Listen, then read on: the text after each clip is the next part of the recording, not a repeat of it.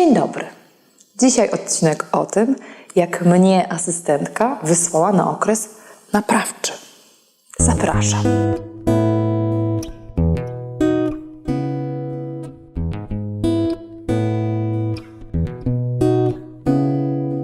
I teraz historia. Jak do tego doszło? Otóż w mojej organizacji przygotowałam panią dyrektor zarządzającą, żeby objęła moje stanowisko, bo jak wiecie, wycofuję się z zarządzania Time for Wax. Przygotowałam osobę, która będzie pracowała na moim miejscu, no i przez jakiś czas miałyśmy wspólną asystentkę. Oczywiście nie ogarnęłyśmy tego, że ta wspólna asystentka może mieć nadmiar pracy. Któregoś dnia przyszła do nas dziewczyna i powiedziała: słuchajcie, odchodzę, rzucam papierami, nie chcę u was dłużej pracować. Zdziwienie, zaskoczenie i poprosiłyśmy dziewczynę na rozmowę. Siadłam ja, pani Iwona, dyrektor zarządzająca i nasza asystentka, nazwijmy ją Ola, dla niepoznaki, chociaż miała inaczej na imię.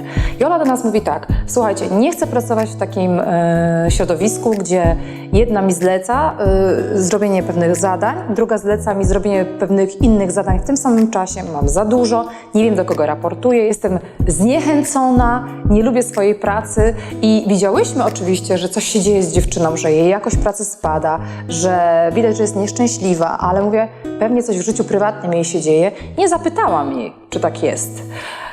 Zaskoczenie ogromne. Ja mówię, poczekaj Ola, zatrzymaj się, porozmawiajmy o tym, co tak naprawdę się wydarzyło. Że ja od niej czegoś oczekuję i w tym samym momencie całkiem czegoś innego oczekuje od niej dyrektor zarządzająca. Więc ja mówię, poczekaj, zatrzymaj się, daj nam szansę, żebyśmy przemyślały to, żebyśmy się poznały z twoimi zastrzeżeniami. Usiadłyśmy, porozmawiałyśmy szczerze o tym, czego brakowało jej w naszej komunikacji. Brakowało jej ustalenia priorytetów, brakowało jej informacji, do kogo raportuje, brakowało jej przestrzeni najnormalniej w świecie. Zrozumiałyśmy, że mamy miesiąc na to, żeby poukładać nasz proces, miesiąc na to, żeby między sobą poukładać pewne relacje biznesowe i dla mnie to była fajna lekcja. I to nie fajne, że na żywym organizmie, ale potrafiłyśmy z Iwoną, z dyrektorem zarządzającą do tego podejść dojrzale. Bo mogłyśmy się obrazić, przyjąć wypowiedzenie i powiedzieć, no czepia się, tak? Taka praca. Mogłyśmy. Ale tego nie zrobiłyśmy, więc miesiąc czasu popracowałyśmy nad ułożeniem relacji, nad ułożeniem procesów i na koniec dnia dziewczyna u nas została.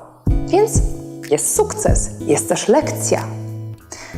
Zastanówcie się, kochani, czy w waszych organizacjach, czy w waszych biznesach nie zdarzają wam się podobne sytuacje? Czy nie macie konfliktu w zespole? Czy w jaki sposób go rozwiązujecie? Jak radzicie sobie z takimi sytuacjami? Jako przedsiębiorca, jako pracodawca dobrze jest, jak reagujesz dojrzale. Jak widzisz po drugiej stronie tego człowieka, który też ma emocje, też ma swoje potrzeby. W wielu odcinkach uczę was, jak pozyskiwać klientów, jak o nich dbać, a mało mówimy o tym, jak dbać o naszych pracowników. I to jest jeden z elementów. Słuchaj ich i w dojrzały sposób załatwiaj problemy. Praca z ludźmi jest najtrudniejsza, ale praca z ludźmi też daje największą satysfakcję. I mała ciekawostka. Asystentka pracuje z nami do dnia dzisiejszego, a sytuacja miała miejsce parę miesięcy temu. Także jest sukces, który nas karmi. I to lubię w tym biznesie.